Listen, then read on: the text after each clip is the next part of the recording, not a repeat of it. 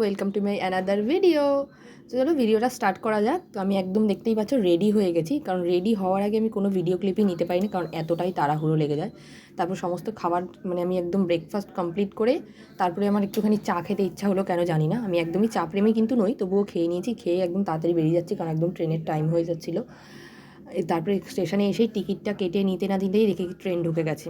তো একদিকে ভালোই হয়েছে, তো ট্রেনে উঠে আমি একদমই বসার জায়গা পাচ্ছিলাম না। তারপর নৈহাটির পর এমন জায়গা পেয়েছি যে মানে আমি একদম পারলে মানে ঘুমিয়ে ঘুমিয়ে যাই আর কি। তারপর দেখো চলে এসেছি আমি কোথায়, দেখে বুঝেই গেছো। তো তারপরেই হাঁটতে হাঁটতেই আমি যাব। এখানে টোটো করেও যাওয়া যায়, কিন্তু আমি হেঁটে হেঁটে যাবো, কারণ আমাকে তো টাকাটা বাঁচাতে হবে না।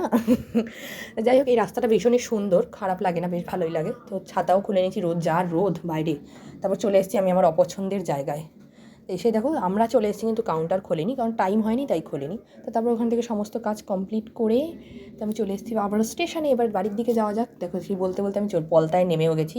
আর দেখো গাছে কি সুন্দর ফুল হয়েছে না। আর পলতায় আসলে না একটা আলাদা শান্তি লাগে।